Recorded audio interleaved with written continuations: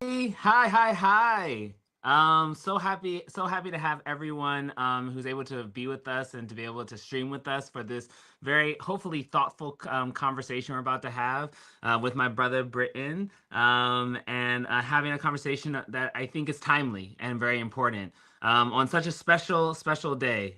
Today, for National Black Theater, this is the celebration of a beautiful ancestor who was very formidable in helping to forge the National Black Theater and actually really important to helping building so many community centric initiatives. And her name was Frederica L. Tier. She was Dr. Barbara Ann Tier's sister, and this is actually her birthday. So we say with much gratitude and much grace, happy birthday to Frederica L. Tier for all the labor and the work and the grace that she provided this institution. And actually coinciding with this conversation, helping to create liberatory spaces for Black folks to serve their community, but also to be of service and to be able to activate who they are. This is also on the heels of another great day where we get to give generously, which is Giving Tuesday.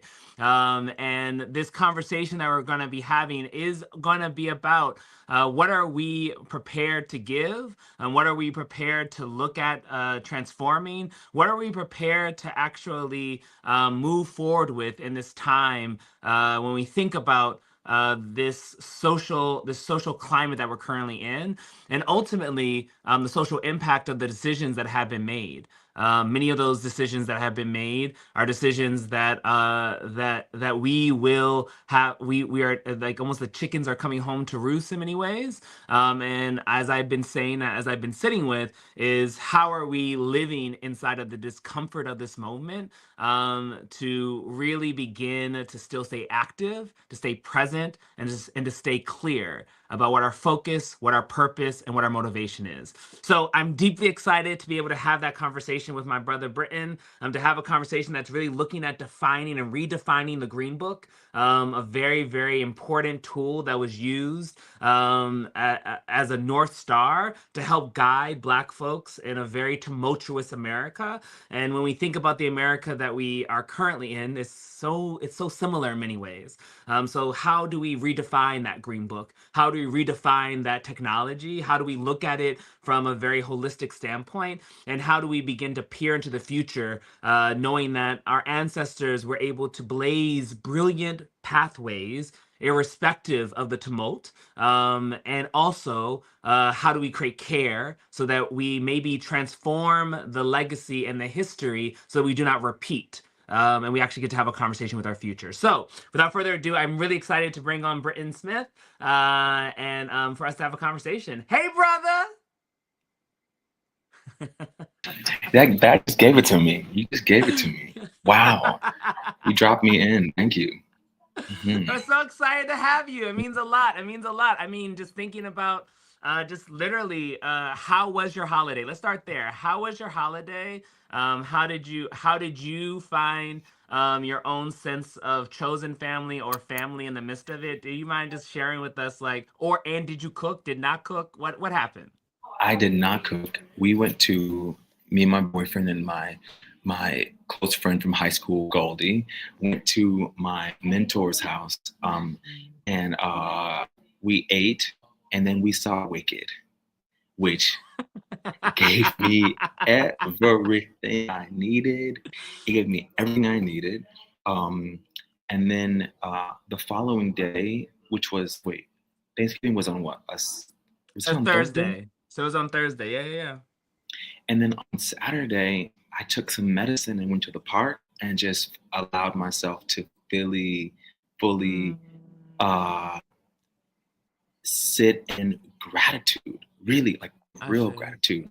There are moments Ashe. I go to God very like, oh God, thank you for this medicine. I see like I've been conditioned to go to God broken, go to God fully. But I went to God like a proud soldier. I went to God very grateful, very like, yo, what's good, bro? Look at all the fucking things you've done. I'm so grateful. So Thanksgiving was like that whole 4-day process. It was lovely. I mean, when we think about this moment of gratitude, right? I mean, the idea of Thanksgiving is riddled with many problems. We think historically, but this moment that we actually get to center, as you said, a 4-day process of centering gratitude, of allowing us to actually allow for us to count our blessings, for us to really think about what does it mean to go to the altar whole and complete instead of Hmm. broken and in need. What does it mean to then be a blessing to others, right? Because we come to the altar whole and complete, Yeah. right? Yeah. And then to actually be able to testify to it, right? That I can come to an altar whole and complete and just say thanks instead of always having to Hmm. be with a hand out.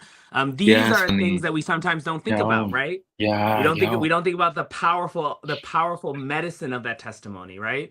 Because Hmm. because we are also conditioned, as you have lifted, that our brokenness is the destination of when our we actually should only be proclaiming and not in our wholeness and in our Yo, completeness, right? yo, yo, yo. And what And it happens doesn't is, mean I don't. It doesn't mean that I don't want things or like need things, but like I'm actually so whole. I actually am complete. I actually am good. So you yeah, start from a place of gratitude, and that yeah. shaped the whole journey. Man, it was beautiful. Good time. And what's really interesting about that ideology when we're able to lean into it, which I think is very very important, is that it actually comes into this idea of like almost defining a new green book, right? When we start to think about defining pathways to meet this current reality that we're currently in, what does it mean to come to this system that we are currently facing that is showing its face? That even when we think about post-election, how many of us were tired, many of us were full of fatigue, many of us were full of exhaustion, Hmm. and yet the mantle still needed some, or life Yeah. still needed some attention. Care Hmm. still needed to be able to be present inside of our everyday practice. And Hmm. so, like, how do you meet that when the tank ain't full? And a tank is just in a space of like, I'm done. How do you find restoration? And so I want to get into some of the work that you do. So if you don't mind just letting people know who may not know the brilliant pathways in which you manifest that sense of care and that sense of revolutionary liberatory like fever that I love so much when I come to see you either sing, perform, talk, or even in the spaces that you curate. You don't mind just talking just a little bit about the work that you do and the ways in which you show up inside of this broader concept of life. Ooh, ooh. First of all, Jonathan, you know how I feel about you, and I want to say it on this live. I was gonna say fucking live, but I'm not sure if I can cuss. But like, I Be just you, be you, appreciate. be you. I appreciate your calling and your favor. And I really appreciate um, getting closer to you as a brother, as a human, as a servant, and as a as a leader. Really, a lot of respect and a lot of understanding and awareness that the journey that your feet have been put on, have been asked to move through, is a not a easy journey, and you wear it with so much style and vibrance and responsibility and care and handsomeness and joy and volume, in a way that I'm like, yes sir, way to live an example. And I appreciate National Black Theater so much for this space and for being a home for you. The last time we were together, we were talking about home. I'm so grateful to be talking about the new Green Book, because it was originally created so that Mm. Black folk can feel home in spaces where they were told, this is not your home. And so our ability to create spaces on the side or in the cut or down the road from that hotel is where you're welcome, is so inside of me. It really is in me to be like, family, you don't want me to be here because I'm a gay boy? I'll find my cut. I'm gonna find where I belong. And it may be in someone's home, it may be in someone's club, but I'm gonna find my space. And I've always been that kid who was forced to find his space. And so I'm honored that I'm now able to not only find my space, but create a cut for somebody else. Oh, did you lose me? No, not one single Oh, bit. Go ahead. Keep on um, going, sir. to create a cut for someone else, to create a refuge for someone else, to be a part of the new Green Book in my music. I mean, I didn't realize that through BAC, Broadway Advocacy Coalition, and Britton the Sting, it was never my vision to create such a space. It was my vision to be used by God. God used me, make my feet go where they need to be, and let me be useful in that space. And God was like, I'm not just finna use your feet, nigga. I'm finna use your creativity. I'm finna use your mind. I'm finna use your defiance. I'm finna use your hands. I'm finna use your gift. I'm finna use your network. I'm finna use your smile. You're gonna raise money. Like, you're gonna do all these things. And so actually, I feel like I'm still catching up to the full manifestation of what's in front of me. Um, so I'm both the leader and the student at all times. And often I feel more student than leader. Um, yeah. Also with BAC, BAC was founded in 2016 by an impulse of use me from Black artists in the Broadway space who during the Black Lives Matter movement at that time, and there's been several since, sadly, we were like, yo, we don't want to just be used in this show. We were in Shuffle Along at the time. We don't just want to be used as a resume builder. What does it mean to build relationships with folk who are changing the systems that we know are ill, that we know are rooted in racism, in misogyny, in pain, in oppression? What does it mean to use your art for impact? And that curiosity and that impulse really changed my life. It started a nonprofit. BAC, the mission, I say, is to build people's capacity to see themselves as artistic change agents to be able to have social impact. And so we do that through a course at Columbia Law School that teaches this methodology of what does it mean to be in relationship with different types of people, being folks who were previously incarcerated, lawyers who have this knowledge, advocates who know the pathway forward, who are living this work every day, and artists who want to use their skills as visionaries, as holders of creative thought, to participate together. So it ends up being this like dramaturgy of how to create work for impact. We have an artivism fellowship where we take 2 fellows through our mission throughout the year. And then we, like the public, are aiming to do like Meals on Wheels type of thing, where we take the pieces and place them where they need to be. Sometimes your theater piece doesn't need to be in a proscenium. It needs to be at that community center, or it needs to be in Albany in front of legislators. And so we're committed to building pieces of impact and placing them where they need to be. Similarly, with Britton and the Sting. Britton and the Sting is a funk liberation band. It started because I wanted to share my music, and I wanted to honestly just share music. And because of the vulnerability and the churchiness and the desire to be in a space in the cut that is for me, it's created this environment church. It's reclaimed church. It's given space to those who feel like they don't have access to God. And it's really pushed me deeper and deeper into my calling of bringing myself and others closer to the seat of knowing that God, that we all have access to this thing. And there are no rules to, there's no prerequisite to, there's no, you have access to the divine if you, no, we all have access. Therefore, let's dance in that access. Let's play in that access. Let's create in that access. Let's build new systems in that access. And so the more people who can tap into that, knowing that like you are a divine piece of, the better we are, you know? Yes. And so I just am so into that. I'm just really into it. And as I'm reaching, I'm also awakening. As I'm awakening, I'm also learning. So it's this beautiful dance, but it's all for impact and for liberation and for community building.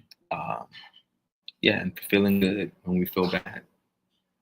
I mean, what's and I do want to talk about the pop-up concert that you ended up doing. I just because like it's like it is a prime example for me of a Green Book moment, right? Mm, A moment of rupture happened inside a community, and you found a cut, you found a space for people to be guided spiritually. And when I mm, think about the need of the Green Book today, or the ideology of what is defining the new Green Book today, it is both a physical space, but it is very much a spiritual conversation.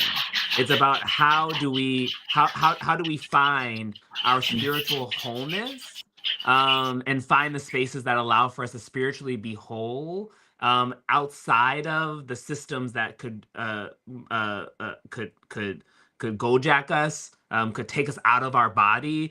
You talked about the ways in which one needs to be grounded in themselves. One needs to be fully embodied inside themselves in order to actually gain access to one's life. And when I think about, again, I'm just replaying these because I think that these are very important kind of bullet points when we're talking about redefining or defining the new Green Book for today. That it is as much of as a physical location. We cannot get rid of that, right? The physical location is deeply important, but it also is a spiritual reckoning. It is also it is also about a spiritual feeding, a spiritual North Star guidance, that is both ephemeral and tangible.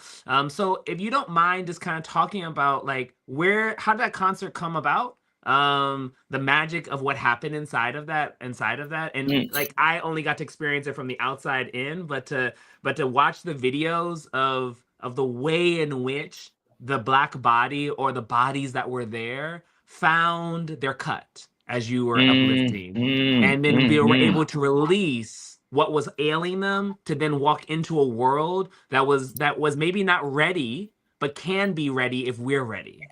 mm-hmm. Yo, that's it. That's it. It's the reminding. It was a reminder for me that through the chaos, let's not forget my own clarity.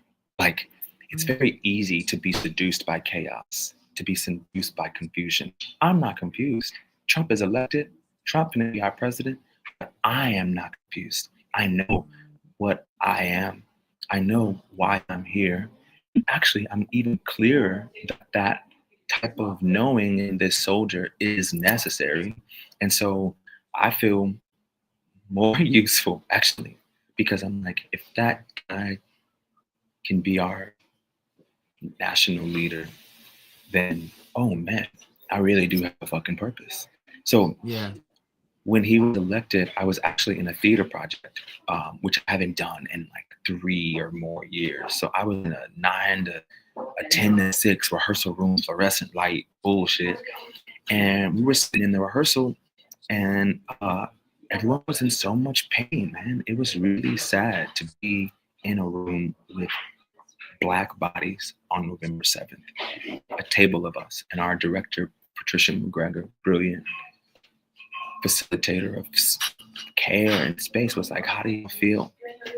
And we went around the room, and Jonathan, it was tragic. It was tragic. Mm. People were weeping, weeping. I mean, such pain by this choice.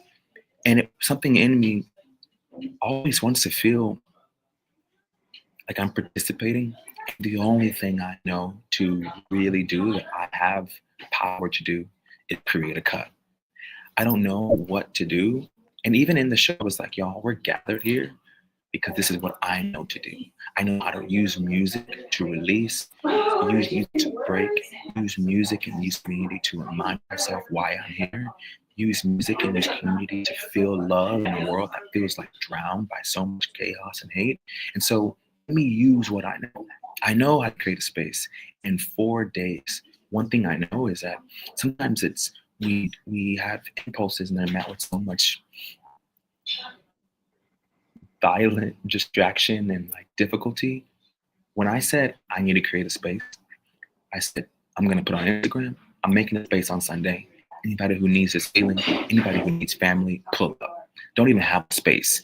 And so when people were like, yo, hit up Judson, hit up Judson, hit up Judson. And Judson was like, oh my God, Britton, Thanks for hitting us up. We've actually been trying to reach out to you. It's like everything ended up being like, and I have a band of 7 people. And anytime all 7 of us are available, it's a miracle that's supposed to happen. And so we all were like, we're doing this, we're doing this, we're doing this. We didn't know if it was going to be 12 people or 200. There were like 300 more people there. It was free. We were drinking, we were laughing, we were crying, we were dancing. And like, that is enough for me. Like, it feels so good to know that like I can create a cut. And in that cut, if I just create a cut, spirit will do the rest. And there's a level of I don't have to know, I have to create. And the knowing will, like a crock pot, kind of cook itself up if I just obey the create the space. And it happens every fucking time. And I'm just grateful that it happens and aware that the spirit of music is real. The spirit of community is real. It is real. It's a real thing we can all tap into and remind ourselves that it's always there. And I think what happens is that people in political power have such microphones that it seems like their voices are more important than this spirit voice. But the spirit voice has a microphone too. It just isn't as obvious sometimes. But it's actually louder. It's actually louder. And to tune into that frequency and to tune into that microphone, to tune into that radio, it just gave me so much peace, man. I mean, I think there's so much beauty in thinking about the ways in which how do we find our contribution into Black or to human liberation, right? And finding that ways in which how can we liberate each other by actually finding the tools that, like you said, I know what I can do. I can use music. How can I activate myself in this grief that I'm hearing? I can activate myself in the grief that I'm hearing by creating a container. It actually doesn't matter. And what I love also is that you said it doesn't matter if 13 people showed up or 200 people showed up. It was about creating a container and about saying that container is alive. Who shows up is the ones who are needed. And just to draw back just a little bit, I'm gonna give a little bit of context to MBT season and a little bit of context to the Green Book for folks who may not know what the Green Book is, because we may have some people who this might be like, what's the Green Book? They keep on talking about it. So what I'm gonna say is that National Black Theater, for our seasons, and I'm the executive artistic director of National Black Theater, we create with our CEO Sade Lithcott, big ups to Sade, and with Mandisa, who helps to run the Alternative Learning Social Impact Department. We create these thematic themes that help to create another kind of cut or container or navigation tool that helps people to understand the creative alchemy of the pieces that we've chosen and why we've chosen them. The alchemy is meant to help to address something that's currently happening in our society. The alchemy is meant to unveil and unmask the reasons why we as institutions are producing the work. We call this holistic producing. And in holistic producing our season for this year, we thought it was important to talk about the pilgrimage, the journey back home. One is that MBT is in a pilgrimage.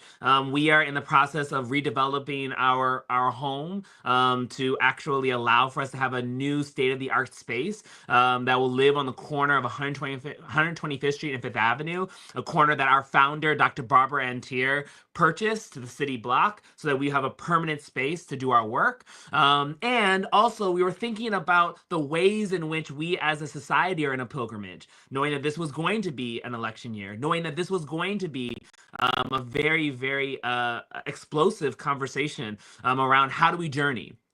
No matter who won this election, it was going to be an explosive conversation of how do we navigate? How do we create our own sense of security, our own sense of love, our own sense of possibility? And so when thinking about that, as MBT does, and I am so grateful that we do so well, we went back to how did our ancestors do this? Or what does history teach us as a way in which when we think about our pilgrimage, when we think about the journey? And so the book that came up for us was the Negro Motorist. It's called the Traveler's Green Book, and you can look it up. There are copies of it. You can buy one. if you're that kind of archivist, but you also can read it. And if you know of the TV show Lovecraft Country, there it goes. If you know the TV show Lovecraft Country, and you were able to watch it, there was this moment that was distinctly defining the usage of the Green Book as they traversed from Chicago down to the south, and even from Chicago up to the north. That they were utilizing a very distinct Green Book to help them get to each location. And so when we think about, and for MBT, we're blessed to be able to do 5 shows this season. So those 5 shows for us are a part of that navigation tool also, right? Of how you can get through mining these kind of important topics. We have a show that was dealing with environmental justice. We have a show that's dealing with immigrant and immigrant reform. We have a show that's dealing with punk rock, black skater culture, and like putting that into the center. We have a show that's dealing with colorism and skin tone. We have a show that's dealing with the impact of HIV/AIDS on the Black community and on the Black family structure. So like thinking about how are these also social impact topics that we need to have our own pilgrimage to. We need to figure out how we can land in those very explosive ideas and be able to utilize art as a tool and a medicine to have the conversation. So that's and this conversation right now is a part of a 2-part series, just to give it some context and frame. A 2-part series where when we celebrate Black Futures in February, we will then have a conversation that Sade will lead to then have to do the part 2 of our 2-part series, and when we talk about our season. So I just want to give that context and container. I should have done that at the top, but I want to give that context and container because I think it's important for people to understand that we're talking about the Green Book in relationship to National Black Theater, not only because is it a timely thing that I think we do need to have a discussion about, because it's a tool that our ancestors did use as people of African descent in order to meet a tumultuous society.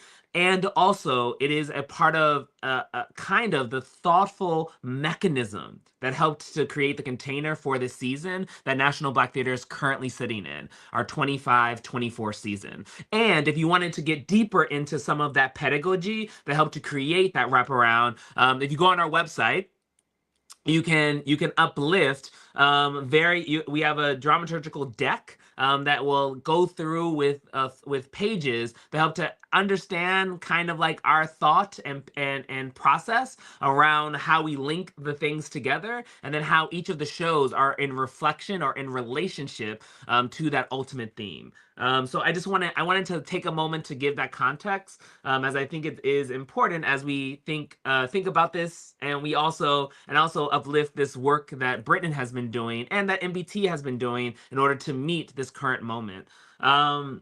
When you think about this idea of, is one of the questions, a contemporary underground railroad, Britton, what are some things that come up to your mind thinking about how it's like an evolution? It's so powerful how we as Black folks evolve, right? Like the quilt and the North Star was a part of the Underground Railroad for us at one point, right? And then we turned it into, we used a Green Book as an underground kind of navigation tool. And when you think about a contemporary ideology of it, and you've talked about it a little bit, but do you mind just expressing what those thoughts and ideas that arise for you when I ask that question? First of all, the Green Book and the Underground Railroad are pieces of inventions that the Black mind created out of need, out of service, out of genius, out of kindness, out of incredible research and understanding, out of great collaboration, out of incredible determination that wasn't linked to capitalism, that was linked to freedom. And so all of that is very inspiring to me as an emerging artist with a lot of opportunity and choice. Because we all have that. Every artist has a choice. the Green Book is being talked about because of its impact, not because it was like this thing that made all this money and da da da. It was like a pathway to refuge and to home. And sometimes those pathways are a life of service. So I bow to the folk who made that. And I bow to the opportunity and the invitation to us all to remember to bow in appreciation to those who created that, because we are able because they created. And we are creating now so that others can also be able. And then they will create so that, and what an amazing water cycle, what an amazing cycle of create so that. Anywho, the other day, I'm working on a song right now about my ability to exist in white spaces. And it's a very sad song because the other day I'm walking down the street, I'm wearing my hoodie, I'm wearing my jacket, and I'm hungry. And I see this restaurant that looks like it's gonna be exactly what I need. When I look in the restaurant, I can tell there are a lot of white people there. And my Black body knows through trauma, through history, through expertise, and paying attention, that when I walk my Black ass, tall Black ass, into that restaurant that's mostly white and it has a table, it's a beautiful restaurant, I'm going to be looked at and perceived in a certain way that I wish to avoid. Next to the restaurant is a flower shop. And I was like, if I walk into that flower shop and buy a bouquet of lilies or flowers and hold them in my Black hand and walk in that restaurant, I'll be treated differently. I'll be that kind of Black man. Not the scary Black man, but that kind of Black man. That will be more welcome in that space. And I began to think, how many times do I pick up lilies? How many times do I put something in my hand or on my body or in my mouth, in my words, to create welcome in a sick room, in a sick place, in a place of lies? How many times do I put lilies in my hand? And that's not what lilies were made for.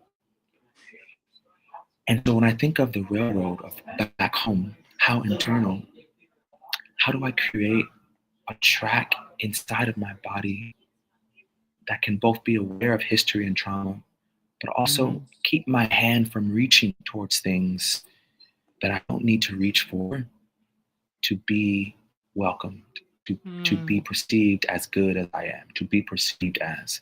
And that is something I have to, like my ancestors, create for myself, because it's so easy for me to realize the potential of conflict and the potential of solution by grabbing towards those lilies. And so I didn't grab towards those lilies because I thought about, when I'm a father or someone, do I want to teach that ability to reach for lilies? And so if I don't want to teach that, I have to unlearn myself, and I have to create a train of unlearning in my body. Yeah. When you're thinking, it's profound what you're uplifting, and I think it's so necessary what you're uplifting. When thinking about, also thinking about how, like, because it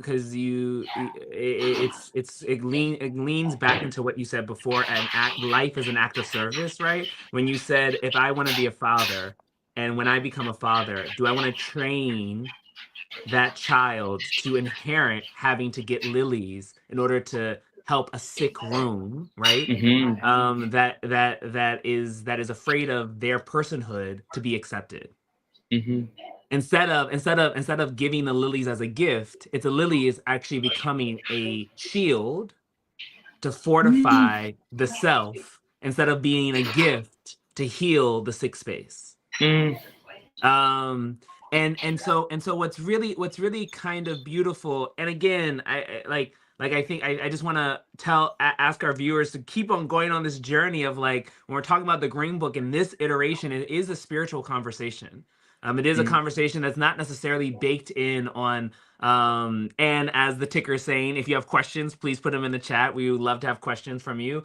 But it is a spiritual conversation that is asking us how to fortify from that vantage point, knowing that the physical spaces are important. The physical space that I'm in currently right now is important for me to call home and be safe in. The physical space that Britton's in right now is very important for it to be a safe space for the conversation and the ways in which his softness is showing up to be present, right?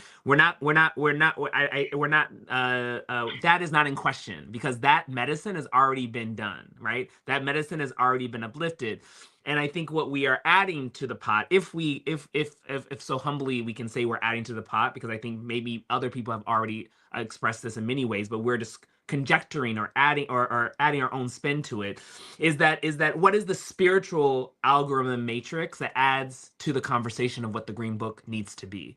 What are some of the ways in which we need to unlearn some of the behaviors to kind of lean forward? And I was just curious, Britton, and if you have a question for me, you definitely can ask me. But if I was wondering, what are some of the things that you, outside of the Lily moment, which was so beautiful, that you're seeking to find in the unlearning to prepare for the world that you want to adopt, the world that you want to invite your future child, future self, future partner, all of those things to actually flourish in, to be liberated in, instead of feeling the pressures that we currently have? Yeah, your question is how does the new Green Book create a pathway to the future?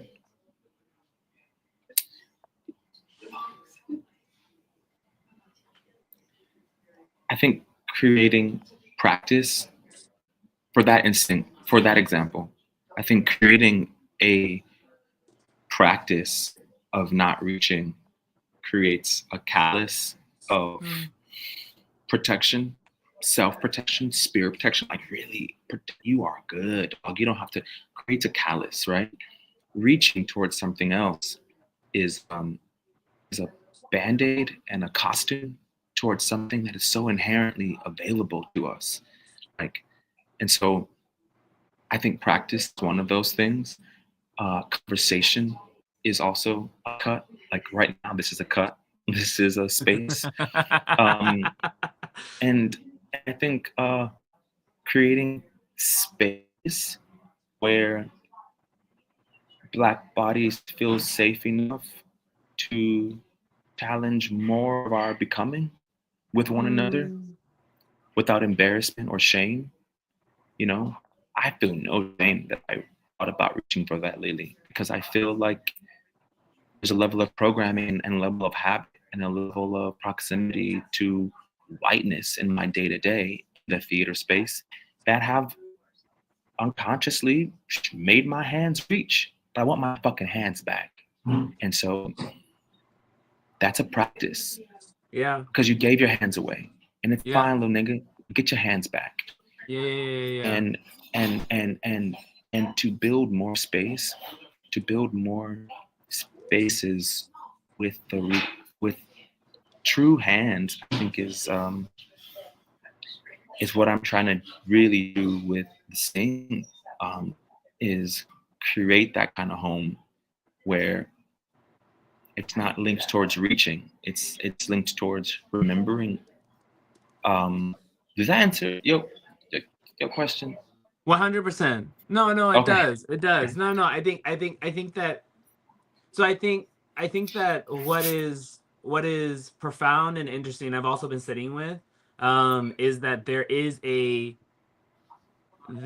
history and a legacy that many folks, and I'll speak for myself, have not been sometimes indoctrinated into for ideology of protection, i.e. Elements of why a Green Book was needed, or elements of the Jim Crow, or elements of what happened, why didn't Reconstruction actually work, elements of how of like why the glass ceiling, that we would not, that it was so hard for us to adopt the concept of allowing a woman to run this country when Hillary was going, and then definitely when Kamala was running. Like the notion there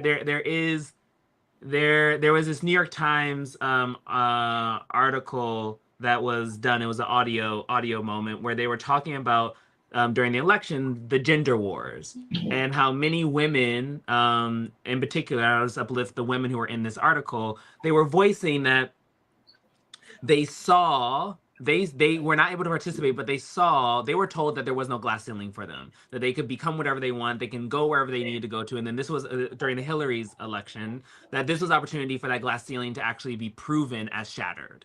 And what they saw was the counter of that, right? What they saw was the counter of, like, there is a glass ceiling placed on them, and like, what does that mean for them, for that ideology to be now laid on them, and then how do they find their own liberation out of it, right? And I think about the next generation of folks who are witnessing what's currently happening, which is the antithesis of some of the language that we have been professing, which is, and how do we create a salve in our doing, right, that doesn't make this be repeated, because I don't know about you, I'm not ready for the I want to be the end of the repeat. I don't want to have, like, what was interesting about, what, not interesting but tragic about when you were mirroring 1968 to when the murder of George Floyd and COVID-19 happened, that there were so many similarities from the assassination to MLK, and a major health crisis was happening during 1968. You had the murder of George Floyd, and then you had the COVID-19 and the amount of civic unrest. There was a mirroring, and that mirroring was a mirror of saying what have you actually fixed in the time in between? What have you actually done in the time in between? And when I hope that a Green Book would hopefully do in its new definition and its new ideology, is that it would help to make that mirror not have to show up again. It would not make the mirror be deeper in its approach. It would not create a condition for us to have to repeat this conversation. It would create the elixir for us to show up way different, and be able to actually, and I know this is an ideology that is beyond the beyond because of how baked race as a construct is, but allows us to live outside of the construct of race and live inside of the abundance of culture. Culture is where culture is how we actually truly express ourselves. But we are bogged down by this powerful Western concept that has invaded the entire known world, which is called race, especially in America. And so, like, I say all that to say that, like, the things that you're talking about are medicines to get us to think about what that future could look like. And I'm just adding where I hope that future can also lead to as well. Yo. And I feel like the new Green Book requires trust. Like, I'm really curious about the writers of this book, and the writers and the builders, the engineers of the Underground Railroad. And I'm like, how much distraction or how much distrust did people seeking freedom have on them? Can you imagine people being like, Harriet, girl, don't go there, go there. And how she, as a called servant to free, has to navigate listening or not listening noise. And I think a part of our culture right now is filled with so much noise and distrust. There needs to be like a spiritual broom, like a spiritual Windex that provides clarity from the fog of distrust, so that we can go, thank you, Jonathan. Thank you, Sade. There it is. So that we feel comfortable following. There's something there that in this era of, I wonder if it's also mirrored how much how mirror is distrust. Because there's so much distrust now, and I think we need to build that trust back into our culture. What do you think about that? I 100%, I could not agree more. I think what's actually quite interesting is that when I sit with the big question of what does trust look like, and actually, like, you have this green book that's telling you to go left and go right, and you have to trust that that green book is actually telling you the pathway that actually puts your little ones, your wife, your own body in the care that it needs to, right? Because Yeah. we know already there are there's some towns in America that are still sundown, like you don't like they are, right? How do we navigate that in this current lexicon where the kind of volatile kind of space that is showing up not in caring of our humanity but destroying our humanity is on repeat, right? Like the ways in which we are not we are close to catatonically kind of exploding in many ways. People and exploding doesn't necessarily mean a civil war. Exploding can be depression. Exploding can be apathy. Exploding can be not participating inside of society. Because if we also think about that, Britain, and we think about how that showed up and how that is showing up, we also create zombies. And by creating zombies, we create the mechanism for someone to be controlled. And for control to show up means that and inside of losing that control, inside of losing the opportunity for us to own the constitution, the compass of our own destiny, we then are creating systems that are not for our benefit. I don't believe we're creating systems that benefit others and that lead into other people's agenda, other people's wants and needs.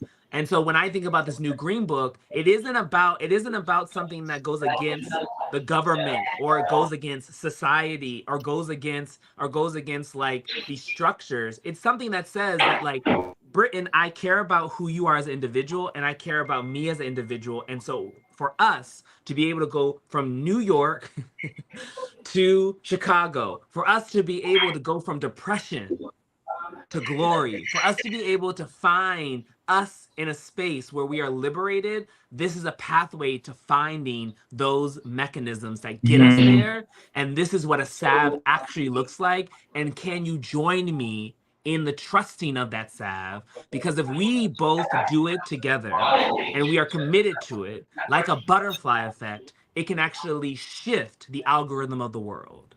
Yeah, yeah, no doubt. And I want to know who those other people who are committed to a green book Yes. are, so that I can build trust with them, right? Yes. I'm sure when this was created, I'm so curious now that it wasn't one group of people doing it. Maybe one group of people published the book. But Yes. imagine it's like, yo, what's in Texas? And having a cousin or somebody calling, yo, what's in Texas? Where can we go? Okay, you know somebody, like, where can we go in Milwaukee? So Yes. I actually really am curious where my people are in spaces where we were told we don't belong, so that I can meet them there and learn that that place is also my home. You know, Ashe. that's the beauty of going overseas, is being like, ah, I belong in Palermo. I belong in Italy. This is my home too. Oh, wow, I really do belong in France. Wow, I really belong in Africa.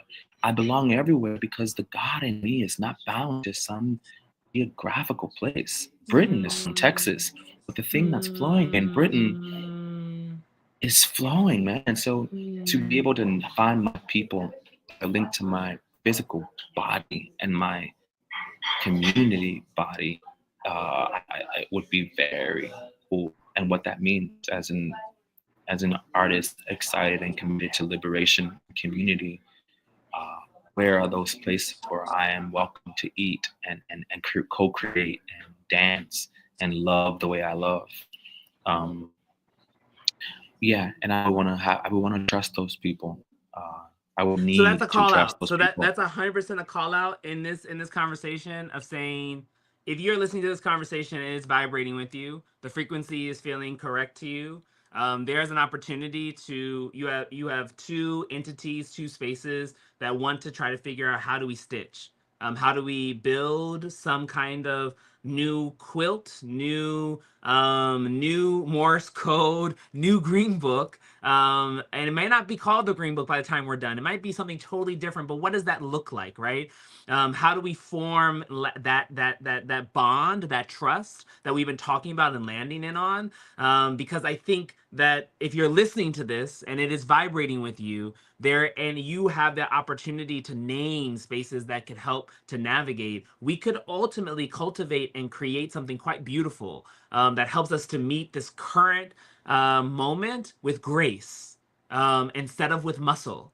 I'm not denouncing that one should not go to the gym and build up their muscle. I'm not denouncing that one should not know how to protect themselves. But what I am uplifting is that the world was built off bravery that we know. And what would the world look like if it was built by courage? And many people may have heard me talk about this, but the etymology of bravery is muscle, and the etymology of courage is heart. I don't know if we built the world based off of a heart practice. I think that we built the world based off a bravery, a muscle practice. And so how do we, if we want to talk about a new future, that allows us to move past the mirror and get to a different dimension, possibly. I wonder if the heart was brought into the creation of the decisions that we made, if the heart was brought into the softness in which we navigate, who would we be? What will we do together? As we round out, Britton, are there any last words that you want to uplift before I do our closeout and get us on to the rest of our good work and our service work? First of all, thank you, Jonathan. Thank you, Sunday. Thank you, National Black Theater. Thank you, Frederica. Mendisa. Oh, Frederica Altier. Yes, it's her Yes, birthday. Yes, thank you. Frederica Happy birthday. Altier. Yes, and thank you, Mandisa. The last words I have are of courage, of trust, of remembering, and of studying. I think we're being called to study and remember what's already been there. I mean, I'm going to personally go remember and study the Green Book now because you brought that invitation to me. And I think there's something in that, as creators, to go back and remember what was created and how and why, to remember and to smell that it was created from a recipe of courage may inspire us of how we create, and share. So that is very inspiring to me. Just thank you for the space, man. Happy to do it. Yeah. Well, I just want to tell everyone, if you're listening, if you, happy birthday, Frederica Altier. It's actually really important. She was a very important, influential, studied as a social worker, and became our executive director of National Black Theater, partnering with her sister, Dr. Barbara Antier, to help really create the fundamental principles of turning NBT from a organization to an institution. So we want to really, really say thank you to Frederica Altier, for the legacy that she's uplifted. I also want to say, if you're curious about National Black Theater, please follow us. Come on our website. We have a full season of offerings that we are providing right now, and that we're gearing up for 2025. So mark your calendars. Follow us on our pilgrimage. Follow us on the creation of what we perceive to be a Green Book of some sort, that can be added to this cosmology of what are those safe and sacred spaces that we can be whole and complete in. And also just uplifting for everyone. Tomorrow is Giving Tuesday. We are in the end of the year campaign for National Black Theater. We are a nonprofit organization geared towards creating dynamic conversations like this and geared towards creating art that allows for the soul of the artist to be completely unleashed and freed into the world. So if you have been moved by this, please consider donating. exciting. Tomorrow is Giving Tuesday, but there is an opportunity to do it until the end of the year. And so if you can give $1, $2, $87 million, and I mean to both organizations, let's help Britton out with Broadway Advocacy Coalition, and also let's help National Black Theater, because we all can rise together. Let's actually make a commitment, if you're listening to this and it's vibrating with you, to make a stand. Share the conversation. If financially you're not able to make a contribution right now, that is a gift that keeps on giving. Make a $1, $2, $87 million contribution. That helps to give the gift that keeps on giving. And also sign up on our mailing list. That is the gift that keeps on giving. By signing up on our mailing list, you can help to make sure that you know when the family's having the cookout. You can know when the activity is happening, and you can make sure that you are able to be present for what is in store. So I welcome you to do 1, 2, or all 3 of those things. I also want to just say to everyone, we wish you a happy and glorious and protected holiday season. We hope that the day of giving gratitude, which started on Thursday, continues throughout the rest of this month, and that however you celebrate, in whatever way you do it, that you are surrounded by chosen family that will allow for your heart to breathe in the beautiful air that reminds you that you are alive, that you're present, and that because of you, the future can exist. And I think that's what's most important. That because you chose to breathe in this moment, that you chose to be present in this moment, the future is more alive, more vibrant, more possible than you can even imagine. So I thank you for joining us for this conversation, and I look forward to the next time I get to meet you in person. Thank you, Britton. Until next time.